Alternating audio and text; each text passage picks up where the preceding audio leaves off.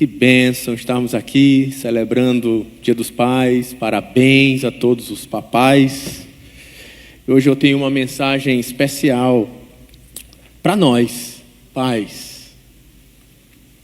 Eu queria convidar você para abrir a sua Bíblia, a Palavra de Deus, na primeira carta de Paulo aos Coríntios, no capítulo 16, verso 13 e 14. Eu quero intitular a reflexão, a exposição dessa manhã de precisamos de homens de Deus. Você está pronto para ser o homem de Deus para a sua casa, para essa geração, para esse tempo? 1 Coríntios, primeira carta Paulo aos Coríntios, capítulo 16, versos 13 e 14. Diz assim: sede vigilantes, permanecei firmes na fé, portai-vos varonilmente, fortalecei-vos, todos os vossos atos sejam feitos com amor.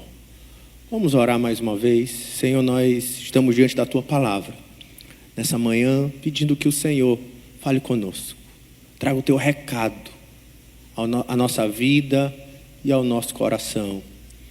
Levanta, meu Deus, uma geração de homens de Deus para um tempo que não entende a hombridade, que não entende o que é ser homem, o chamado, a vocação, a missão de ser um homem para a nossa geração. Nós assim oramos, meu Deus, que essa palavra possa ecoar no coração de cada um dos que ouve nesse lugar, mas também nas bases da nossa comunidade, para que sejamos uma comunidade de pais, de homens de Deus, fortes, para a Tua glória, para o bem das suas famílias, para o bem da nossa sociedade. Assim nós oramos, em nome de Jesus. Amém. Amém. E uma das coisas que eu quero refletir com você é porque a ideia de homem, de mulher também, anda em uma lava movediça, né? Esses dias. Caminho escorregadio. É difícil, às vezes, na nossa sociedade, você até fazer algum tipo de conceituação sobre o que é ser um homem. Por exemplo, recentemente, um influenciador, um artista, filho de um cantor muito famoso do Brasil, participou de um reality show. E teve uma frase dele que ficou clássica, né? Virou meme. Ele chorando pedia perdão a todos por ter nascido homem, por ser hétero. Vocês lembram dessa cena? Perdão por ser homem, hétero, branco e de classe média. Aí ele pedia perdão para a sociedade. Pedir perdão por ser homem.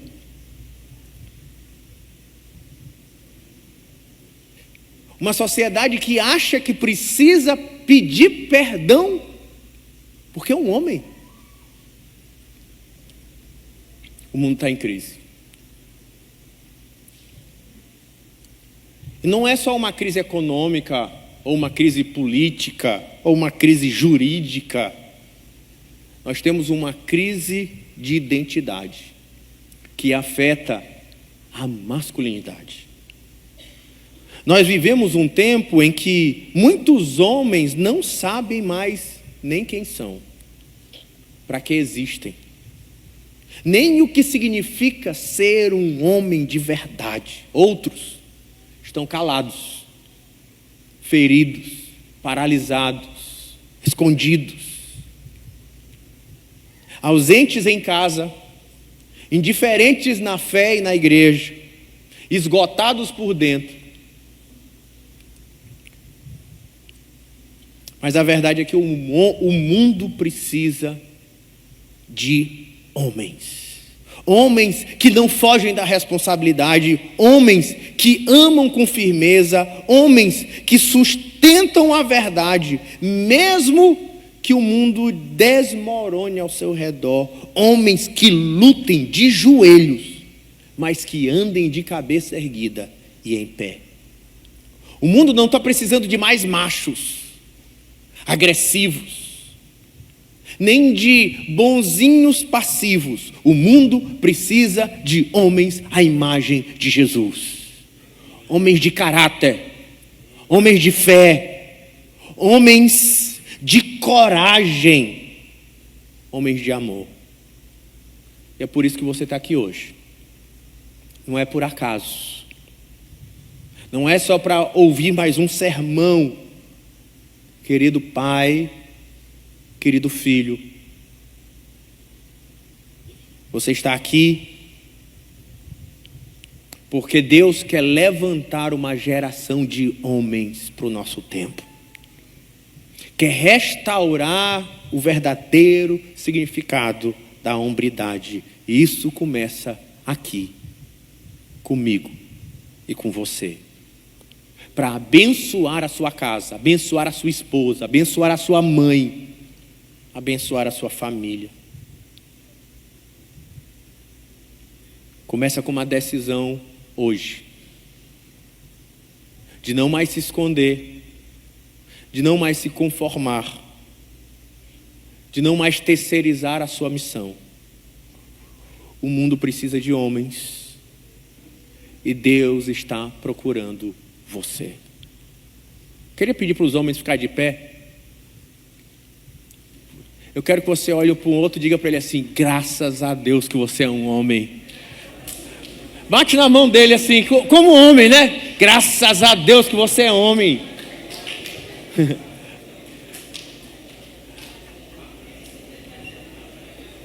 Graças a Deus que nós somos homens. A gente não tem vergonha de ser homem, nem medo de ser homem.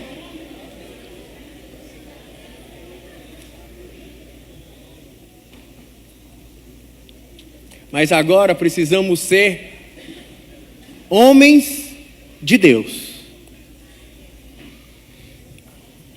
E o que não é ser, o que é a hombridade bíblica?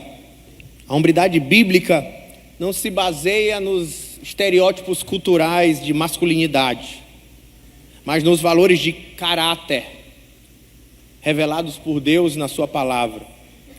Ser um homem segundo o padrão bíblico, que é resumido nos 2 versos que nós vamos expor hoje, é viver, é refletir o caráter de Cristo na terra. Não significa ser um homem bíblico. Antes da gente explorar os traços de caráter de um homem bíblico, quero pontuar só para que você entenda com clareza do que nós não estamos falando aqui. Ser homem não significa dominar e oprimir os outros.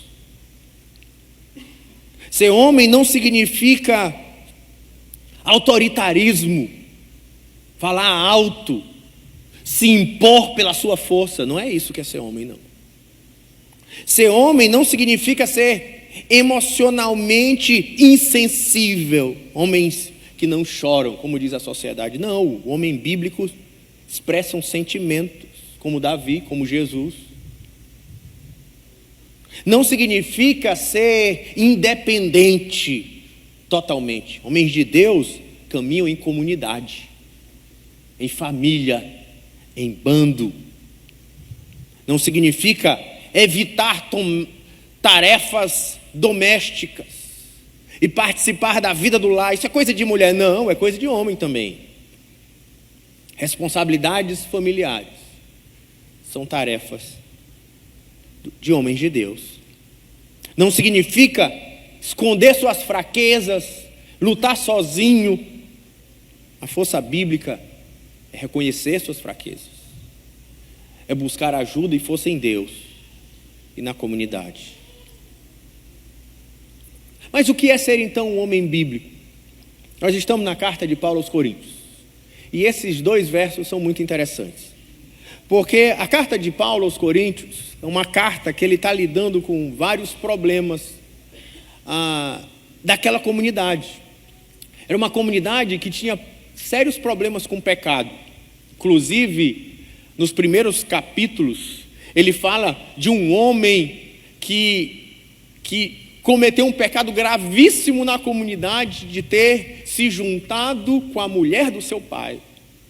Havia tantos pecados naquela comunidade que Paulo passa pelo menos os 6 primeiros capítulos lidando para que eles tivessem firmeza de fé e caráter para viver a palavra de Deus. Era uma comunidade que tinha vários problemas doutrinários.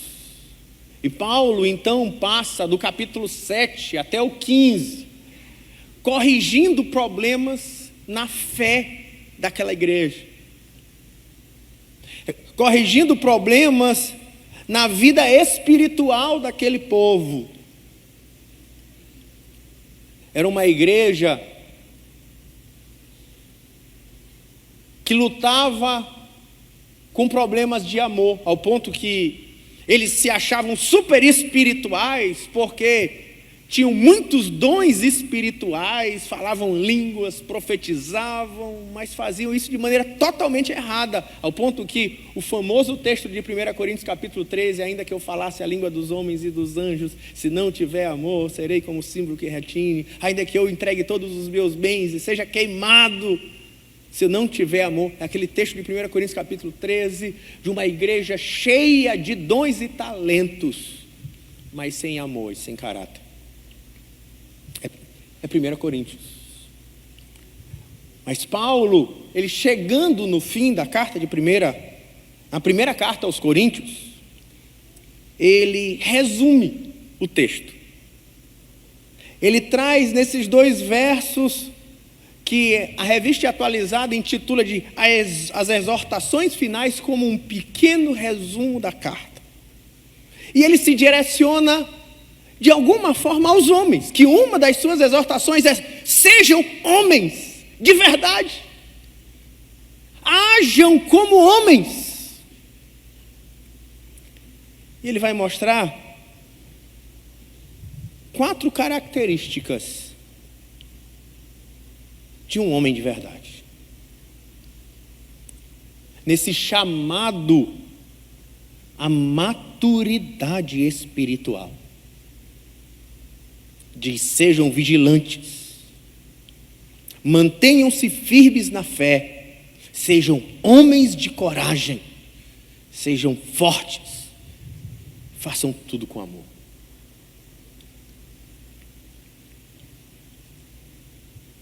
Deus está nos chamando à maturidade espiritual, a homens de Deus, para o nosso tempo. E nós vamos explorar então esses 4 pilares que definem a verdadeira hombridade bíblica: caráter, fé, força e amor. Caráter, fé, força e amor. Esses valores, eles devem nos guiar a viver como homens segundo o coração de Deus, rejeitando os padrões distorcidos desse mundo. Em primeiro lugar, o que é ser um homem? Em primeiro lugar, caráter. Ele diz: estejam vigilantes. Paulo está falando a uma igreja distraída, que tolerava pecados, influenciada por filosofias humanas, especialmente 1 Coríntios capítulo, dos versos 1 do capítulo 1 até o capítulo 3, era uma igreja que ficava encantado com a sabedoria dos homens, com as filosofias do seu tempo. E consideravam que as filosofias do seu tempo, a retórica, a oratória, a lógica era superior às doutrinas cristãs. E Paulo vai ensinando nos primeiros capítulos de que o Evangelho é a grande sabedoria do homem. E quantos pecados, quantas tentações e quantos erros a igreja de aos Coríntios vinha cometendo, ao ponto que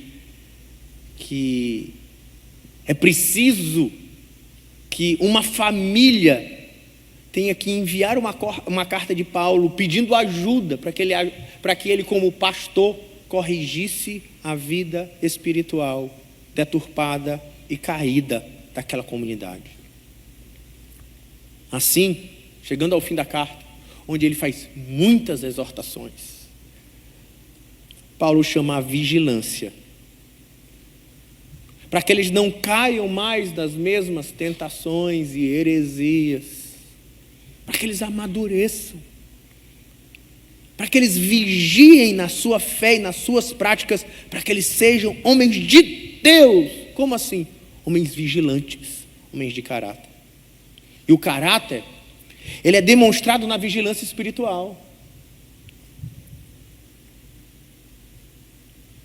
Homens são chamados a serem sentinelas espirituais, estarem atentos às tentações, às influências que podem desviar a sua vida, que podem deturpar a sua família.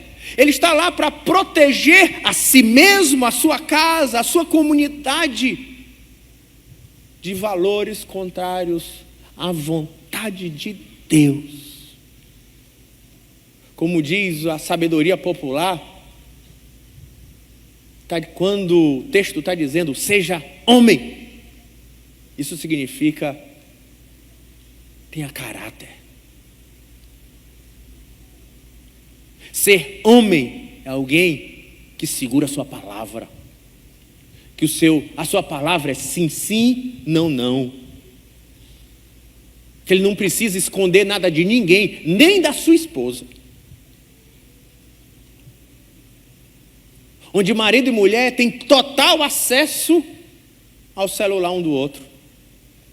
Sabe por que eu deixo minha mulher ter total acesso ao meu celular? Porque eu sou homem. Enquanto que alguém pode dizer, não, minha mulher não vai olhar o meu celular, porque tu sabe, eu sou homem. Não, a minha mulher tem total acesso ao meu celular. É porque eu sou homem. Essa é a ideia. Porque ser homem, como diz o Senhor na sua palavra, tem tudo a ver com caráter. Um homem de caráter é alguém que vive em integridade. Ele é vigilante. Ele é inteiro. Ele não tem duas caras. Ele não é uma pessoa na igreja, outra pessoa com a turma da bola. Ele não é uma pessoa diante das luzes e outra pessoa na escuridão da noite. Ele não é uma pessoa diante dos seus filhos e da sua mulher e outra diante dos seus parceiros de negócio. Ele é íntegro, sendo o mesmo no público, o mesmo que ele é em particular. Ser inteiro é ser alguém que é um homem de Deus no púlpito, pregando, cantando, dirigindo, liderando um grupo pequeno. Mas ele com a mesma maneira que ele fala com os irmãos, ele fala com a esposa. Mesma maneira que ele fala com um cliente, ele fala com seus filhos na sua casa.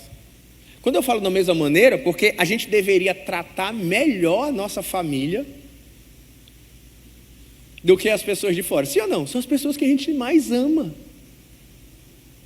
Nossa mulher, nossos filhos. Mas um cliente, por mais grosseiro que às vezes ele seja, a gente é, calma, doutor, paciência, vamos ver. Agora em casa, Aquele cara que passou o dia todinho sendo paciente com o cliente por causa de dinheiro é um cavalo com a mulher, que é a pessoa que ele mais ama. Não faz sentido. Precisamos ser íntegros, homens de caráter, guardar o nosso coração. Tanto que Provérbios capítulo 4, verso 23 diz: acima de tudo, guarde o seu coração, porque dele depende todas as fontes da sua vida. Por isso, meu querido irmão, seja coerente, seja homem. Homens de caráter se tornam pais, modelos para os seus filhos e filhas. Não achem, por mais que isso possa passar pela sua cabeça, que você dê um sermão para o seu filho, fez uma correção à sua filha, sabe o que vai influenciar a prática dos seus filhos na sua vida, no seu futuro? É o seu modelo. Seus filhos precisam de um homem em casa. O futuro das suas filhas dependem de ter um homem em casa. Um homem de caráter. Um homem de valor. Um homem que respeita a sua mãe, que trata com dignidade os filhos, que tem boa reputação no seu trabalho.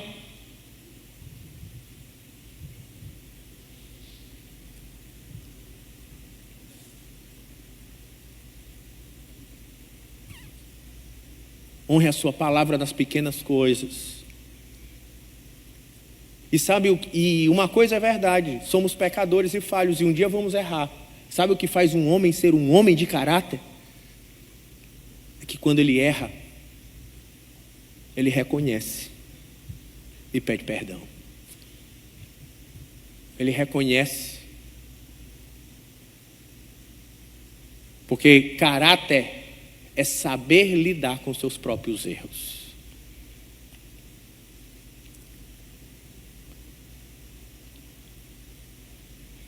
O desafio da nossa sociedade hoje, gente, no Brasil, é que nós, quando a gente pensa assim, precisamos de homens, talvez você está pensando num cara malhadão, fortão, um cara que fala grosso. Mas sabe qual é o problema do nosso Senado, do nosso Congresso, do nosso Executivo, nas diferentes instâncias? Falta homem. Falta homem. A sociedade clama por homens. E há um chamado de Deus por homens no nosso tempo. E esse chamado é para você. Esse chamado é para mim. Que não... Homem para não viver a cultura do jeitinho brasileiro, mas que mantém uma ética irrepreensível, sendo homem em pequenas coisas, sendo pontual, sendo honesto, sendo respeitoso, mesmo quando ninguém está vendo. Que mesmo frequentando ambientes corrompidos, ali ele é luz. Ali ele é um contraste. Ali é um homem no meio de meninos e moleques. Ser um homem de Deus é ser um homem de caráter. Por isso, irmãos, sejam vigilantes.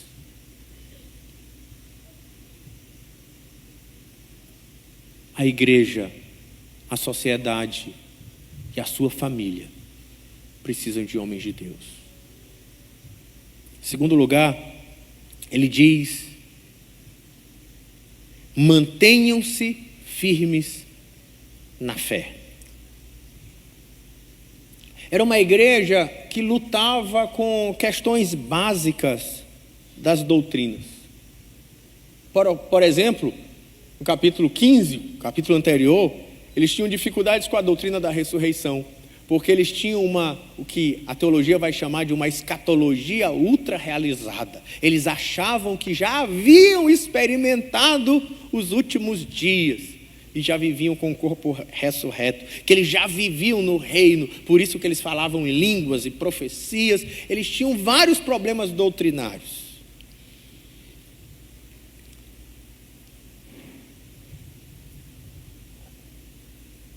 E depois de Paulo vir corrigindo sistematicamente muitos erros na fé, erros doutrinários, de uma fé claudicante e vacilante, ele chega com um resumo quando ele diz: sejam vigilantes, segundo ele diz, permanecei firmes na fé.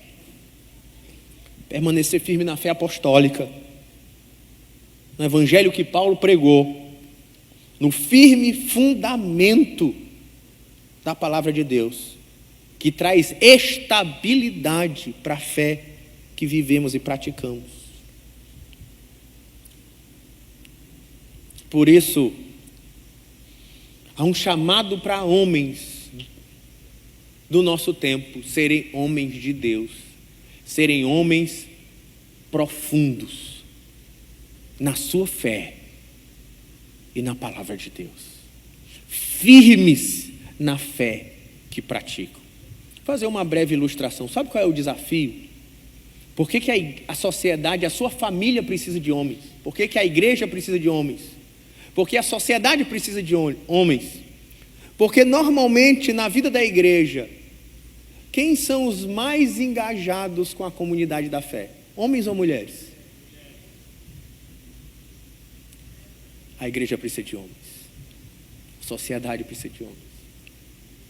Normalmente, na sua casa, quem é que mais incentiva a família a vir para a igreja? São os homens ou as mulheres?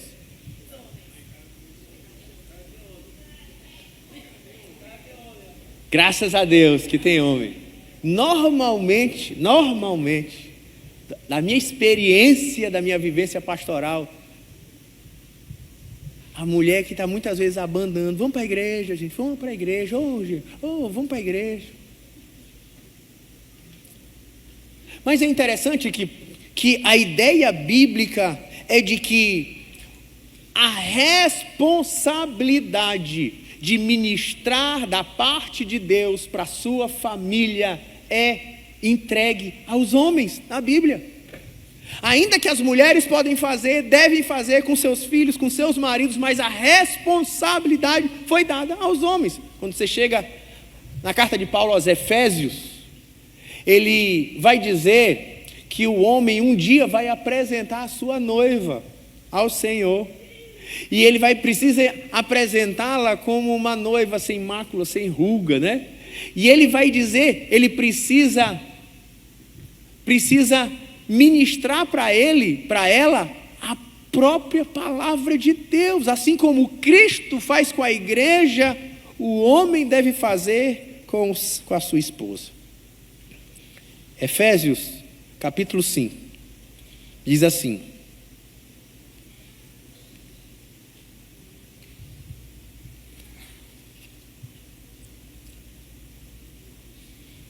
verso 25, maridos, amai vossa mulher, como também Cristo amou a igreja e se entregou por ela. Aí o que o marido, como deveria fazer, como Cristo fez? Para que a santificasse, tendo-a purificada por meio da lavagem da água, pela palavra, para apresentar a si mesmo igreja gloriosa, sem mácula, sem ruga, sem coisa semelhante, porém santa e sem defeito. Assim como Cristo precisa santificar a sua igreja, os maridos deveriam santificar o seu lar e a sua esposa. Por isso que tem se chamado do ministério do marido, do pai, de o sacerdócio do lar. Ainda que eu tenha um pouco de dificuldade com essa expressão, porque todos nós somos sacerdotes e sacerdotes para ministrar uns aos outros, mas há sim uma responsabilidade sobre o pai, sobre o marido, em ser o discipulador principal da sua casa, ensinando a palavra, corrigindo a sua família, conduzindo a Cristo. Deixa eu dizer uma coisa, a sua família precisa de homens de Deus. Seja o homem de Deus que a sua família precisa. Sente na sua casa com seus filhos para fazer culto doméstico. É simples, irmãos. Tenha tempo semanal para orar juntos. Ler um trecho da palavra. Cantar alguns louvores. Discipule os seus filhos na palavra, incentivando a igreja, incentivando a escola bíblica, tendo tempo pessoal de orientação e aconselhamento, sendo um exemplo de amor a Cristo e a sua igreja. O primeiro discipulador de uma esposa não é a líder de célula, não é a discipuladora da célula. O primeiro discipulador de uma esposa é o seu marido. Pais, a sua família clama por um homem de Deus, que guarda com firmeza a sua fé e a fé da sua casa. Práticas simples que eu posso dizer que como é que a gente lida. Sabe, todo dia você deita com a sua esposa, porque vocês provavelmente dormem, pelo menos a grande maioria dorme na mesma cama com a sua esposa, sim ou não? Práticas simples, por que não olhar um para o outro e dizer, vamos orar?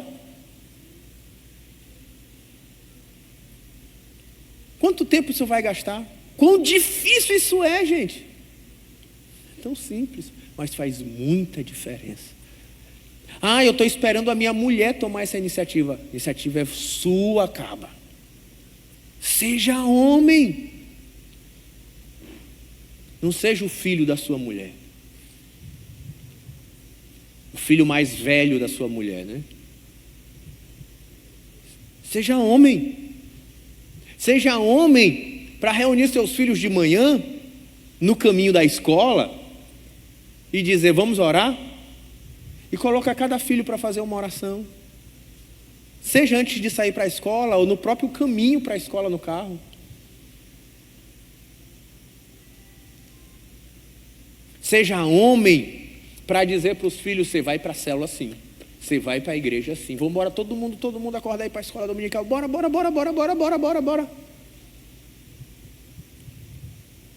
Sabe, aí tem uma frase que diz assim, não, eu não vou obrigar meus filhos a ir para a igreja, não quero fazer assim, porque sabe como é, fé é uma coisa individual. Eu acho que isso mostra muito dos nossos valores, isso sim, e eu quero te ajudar a ajustar. Por que você não fala assim, não, vai para a escola só se quiser, né? Se não quiser ir para a escola, não quero forçar. A gente faz isso? Não faz isso, sabe por quê? Porque a gente sabe que para ele ganhar dinheiro no futuro, aí vai precisar estudar.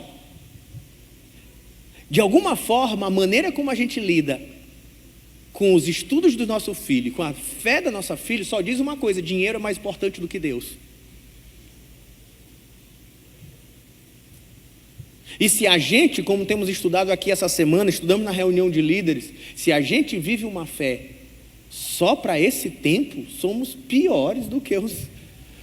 Nós não entendemos nada, somos piores que os incrédulos. Melhor a gente largar tudo e comamos e bebamos, que está em 1 Coríntios capítulo 15, inclusive, dá uma olhadinha lá depois. Comamos e bebamos, depois morreremos. Para que ficar perdendo tempo com isso? A gente está falando de uma eternidade, onde os 40 anos adultos do seu filho aqui nem se comparam com uma eternidade de glória com o Senhor nos céus.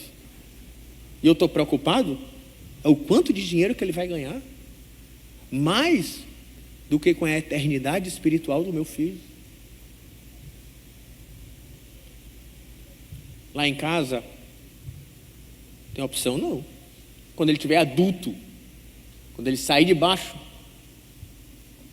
do meu teto, aí eu vou continuar ensinando, mas ele vai ter um leque maior de liberdade. Mas na minha casa, vai para a igreja sim.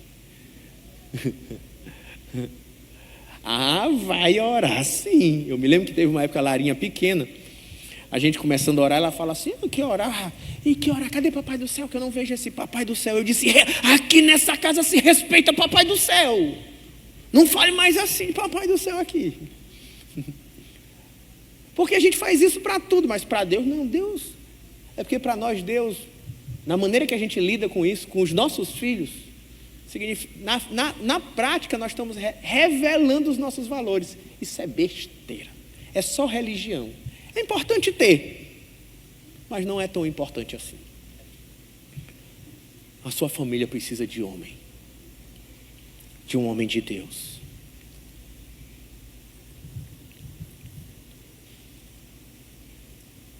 A igreja precisa de homens de Deus, que assumem a responsabilidade dessa comunidade, assumem as células, os discipulados, que estudam a palavra para guardar com firmeza o testemunho de fé que carregamos, que cuidam uns dos outros. E talvez Netinho, Fernandes, Saul, diante da crise mundial de identidade que vivemos na nossa época, por causa de todos os fundamentos filosóficos que estão tirando o chão à ideia de identidade, uma das missões da igreja é: vamos ensinar para essa sociedade o que é ser homem. Não é só ter um grupo do WhatsApp para falar de o impronunciável, tem até medo de dizer o nome dele no microfone, né? Aquele que nome não pode ser dito, do Harry Potter, né?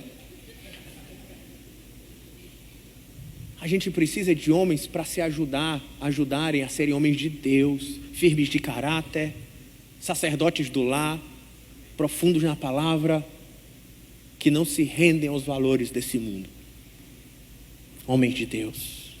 Que tal fortalecermos um movimento assim na nossa igreja? Que vão ser sacerdotes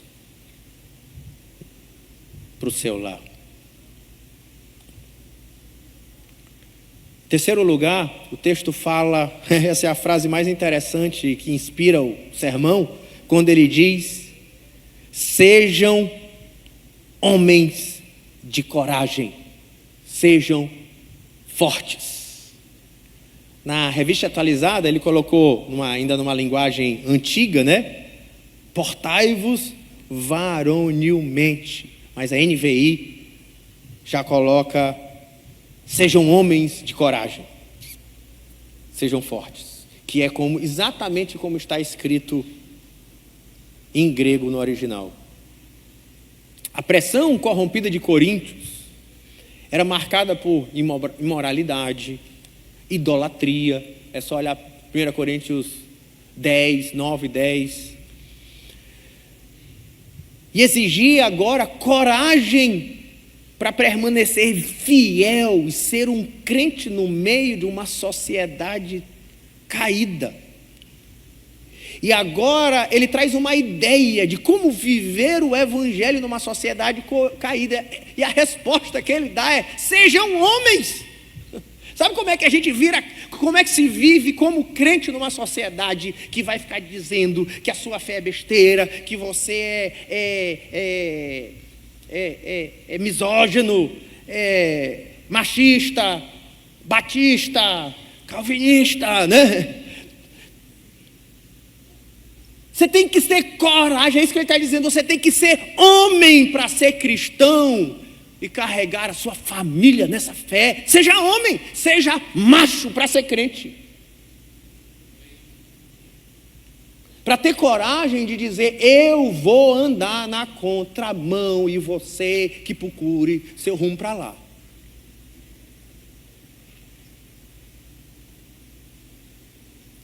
Eu não vou me deixar inibir, constranger ou retroceder por causa das filosofias caídas do mundo, que, como você já conhece, são transitórias e mudam de geração em geração, mas a palavra de Deus não muda.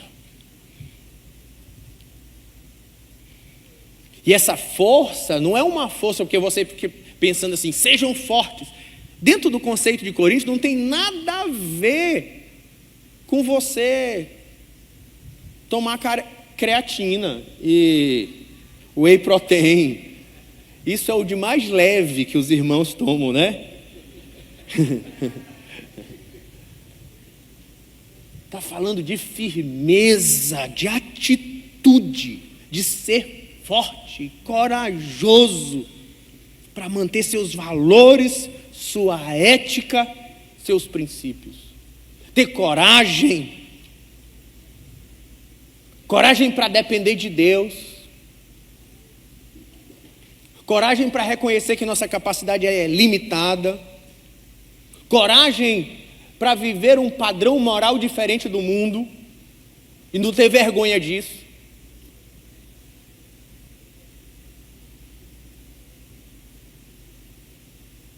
Coragem para obedecer a Deus, mesmo tendo medo, porque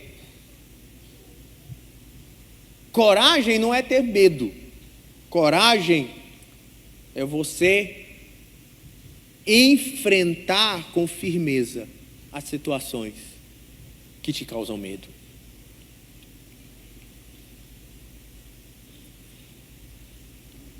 Ter coragem de, pela fé, enfrentar os desafios, como Davi enfrentou Golias, Paulo enfrentou o Império Romano, Cristo enfrentou a cruz.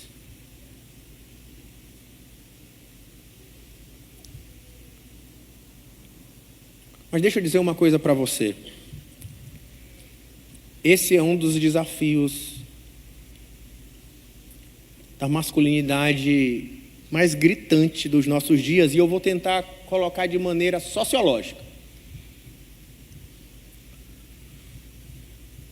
Nós vivemos a sociedade, pelo menos moderna, que mais divorcia. Então é que tem menos presença da figura masculina na educação dos filhos. E é muito importante a figura masculina e a figura feminina juntos na educação dos nossos filhos. Importantíssimo. Nós nos complementamos. Essa é a ideia bíblica. Nós nos encaixamos como uma peça de quebra-cabeça e que forma uma imagem completa.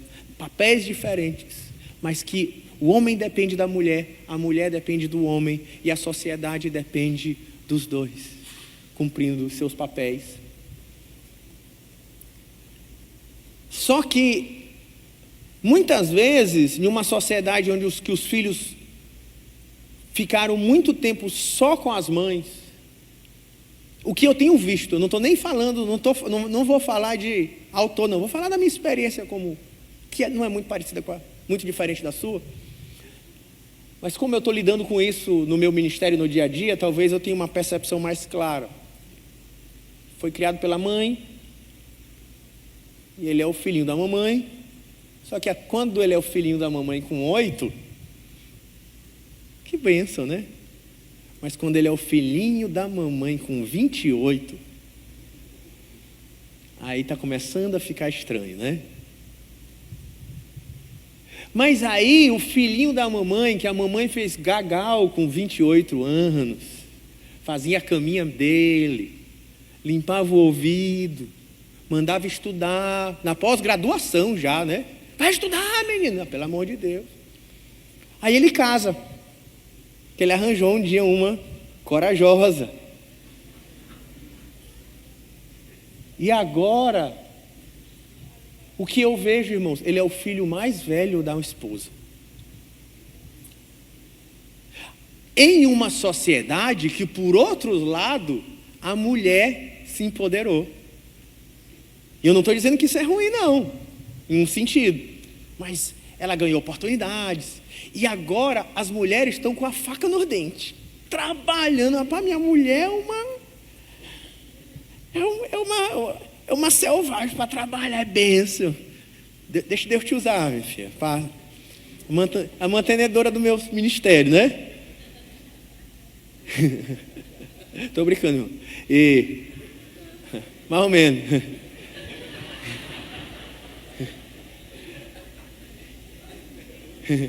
E aí, só que o que acontece?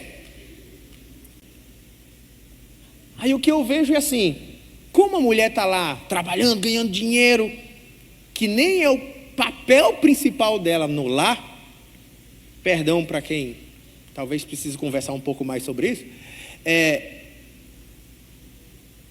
o marido não, o marido é assim, pedir demissão, amor. Que foi?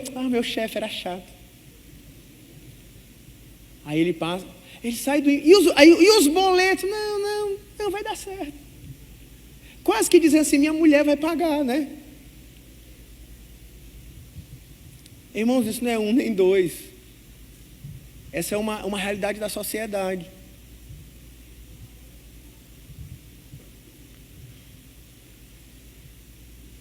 Nós precisamos de homens fortes na nossa sociedade. A sua família precisa de um homem forte.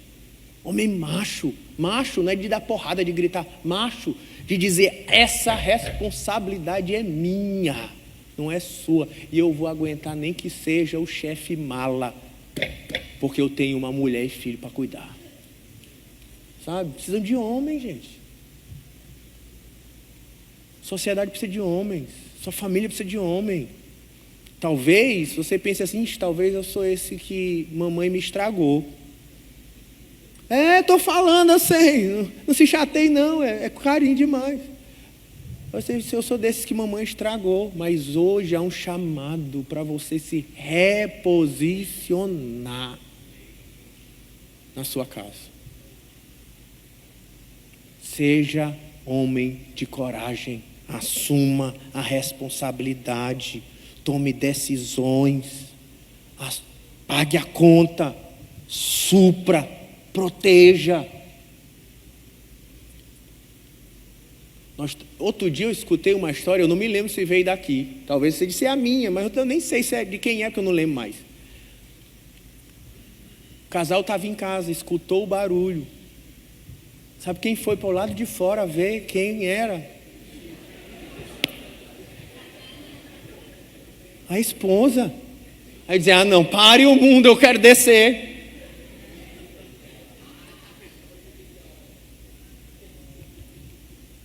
A gente precisamos de homens nessa sociedade. É um chamado para você. Último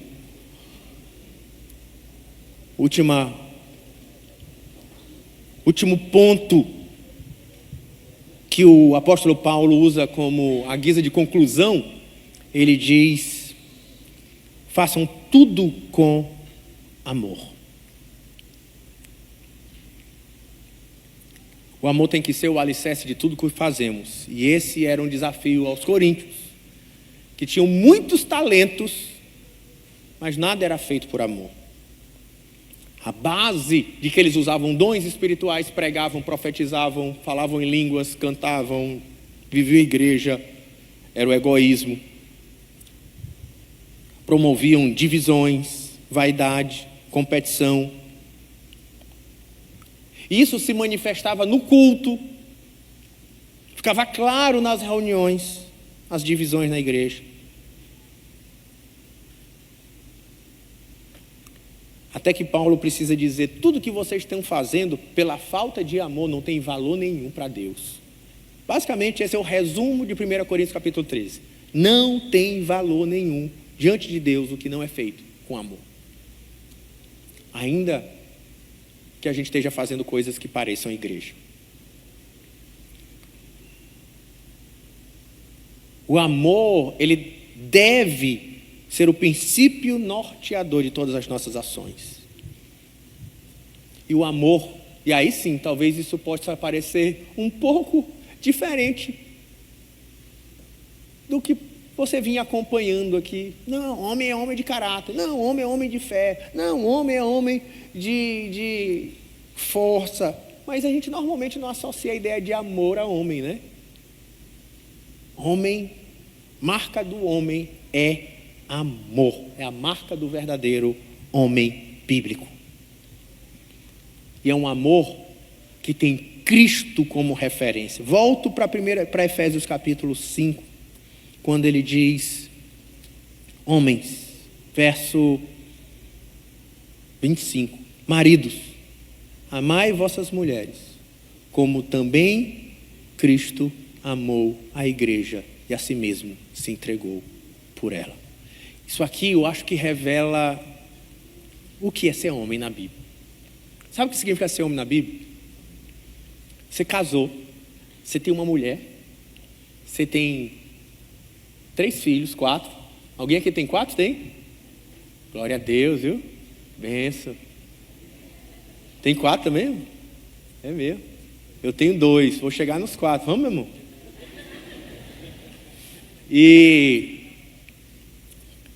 Mas o que ele está dizendo? Qual é a ideia do homem? Quando fala assim, seja o líder da sua família, muita gente entende tudo errado. Ele entende que ser o líder da família é quem manda aqui sou eu. Isso não é liderança, é chefia. Até pelos conceitos seculares. Vocês têm que me obedecer, vocês têm que fazer o que eu entendo, o que eu acho. Mas na Bíblia ele diz assim, você precisa amar como Cristo. E como é que Cristo amou? Para nos salvar, para o nosso bem, ele fez foi abrir mão da sua própria vida. Ele não fez que todo mundo simplesmente se prostrasse aos seus pés. Ele de fato até conseguiu a glória e a adoração, mas ele fez se tornando, não tendo como usurpação ser igual a Deus, mas se esvaziou, tomando forma de homem, tomando forma de servo, entregando a si mesmo em nosso lugar. Efésios capítulo 2, a partir do verso 5. Ser um homem é dizer, a minha família, eu tenho que fazer o que eu quero. Ele vai dizer, eu vou suar, sofrer, abrir mão, me sacrificar para fazer minha família feliz, para protegê-la, para supri-la, para amar, para cuidar. Quem vai para a cruz sou eu, pelos sonhos da minha mulher e dos meus filhos. Quem paga o preço sou eu. Isso que é amor. Amor é se sacrificar. Amor é se entregar. Amor é dar sua própria vida. Eu acho que uma ilustração que nem estava aqui no meu esboço, mas vem da minha vida pessoal. Eu sempre digo para a Rossana que eu amo ela muito mais do que ela me ama, e sempre foi assim, né? E eu sempre falo assim, mas para mim tudo bem, eu não me importo. Porque tem uns que ficam assim, tu me ama, quem? Tal, tu não me ama o quanto eu te amo. Não, para mim tá de boa. Tá de boa, eu não me importo. Quando a gente começou a namorar, eu fui o primeiro a dizer eu te amo, né? Quando é que foi no seu aí? Só que eu escrevi assim, eu tinha vergonha. Aí primeiro eu botava, eu te, 3 pontinhos. Aí ela perguntava, eu te o quê? Eu falava assim, eu te gosto. Eu te acho linda. Aí ficava com aquela, sabia o que era, tá perguntando de besta, né? Aí eu ainda estava ali, calma, tá começando assim, né? Aí, Quando eu tive coragem de dizer eu te amo, aí ela riu. E ficou nisso. Ah, vocês riem, né? Porque não foi com vocês, na minha juventude ainda, cheio de insegurança. Aí eu ia para casa. Aí eu te amo. Idem. Né? Eu te amo, obrigado, né? E tudo bem, passou, até que uma hora ela resolveu dizer que me ama e tal. Eu disse, olha, tá vendo? 5 anos depois, né? Tô brincando, né? E, lógico que em tom de brincadeira, e aí de lá pra cá, já se passaram, nós vamos fazer 20 anos de casado, dia 5 de novembro, né? 5 de novembro. E de namoro nós fizemos 25 juntos. Eu tenho mais tempo com ela do que sem ela, né? E até hoje, essa faz frases de pé de ouvido, né? As frases de pé de ouvido eu te amo muito mais do que me ama, do que eu digo para ela, eu te amo muito mais do que tu me ama, mas eu não me importo, desde que tu me ama. Homem é aquele que está disposto a dizer, eu vou te amar, vou me dar. Não interessa o que vem daí, daqui vem. O que for preciso para fazer vocês felizes. E eu quero concluir dizendo que essas são essas características de ser homem. Ser homem é ser alguém de caráter, de fé, de força, de amor. E há um chamado para homens nessa sociedade. Chega de viver no piloto automático. Chega de se esconder atrás de desculpas. Chega de carregar fardos sozinhos, calado, quebrado por dentro, sorrindo por fora. Vem coisa de homem. Você foi chamado por Deus para ser homem segundo o coração dele. Não um homem perfeito, ninguém nunca vai ser perfeito. Só na glória. E só o nosso Senhor Jesus. Mas ser um homem transformado, moldado pelo Espírito Santo. Firme na fé, forte na graça, na palavra, cheio de amor, vigilante no caráter. Ser o homem que sua família precisa, que essa igreja precisa, que a sociedade precisa. Deus não está procurando homens que sabem tudo, mas está procurando homens dispostos a se levantar depois de cair, pedir perdão depois de errar, amar, mesmo sem recebendo de volta, a lutar pela sua casa, pela sua fé, pela sua igreja. Mas e você? Pai, filho, vai continuar fugindo ou vai se posicionar? Vai continuar como um espectador da própria história ou vai assumir o papel que Deus te deu? E por isso que eu comecei dizendo e termino reafirmando. Hoje não é dia de assistir uma palestra no Dia dos Pais. Hoje é dia de tomar uma decisão. Escolha ser o homem que sua esposa precisa. Escolha ser o homem que os seus filhos admiram. Escolha ser o homem que os seus irmãos respeitem. Escolha ser o homem que o céu se alegre em ver. Fique de pé comigo, vamos orar.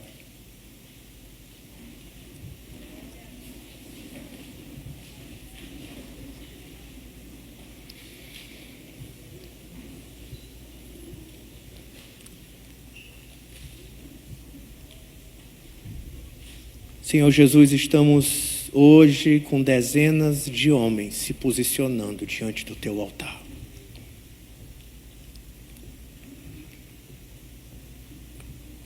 E a nossa oração, Senhor, é: eu quero ser esse homem. Eu quero ser um homem de Deus. Essa é a nossa oração. Um homem de caráter. Um sacerdote do Senhor para o meu lar. Um homem de fé. Um homem forte, corajoso. Com um amor sacrificial que me move. Essa é a nossa oração, Senhor. Eu quero ser um homem que não foge, mas que enfrenta. Que não se acomoda, mas que se posiciona.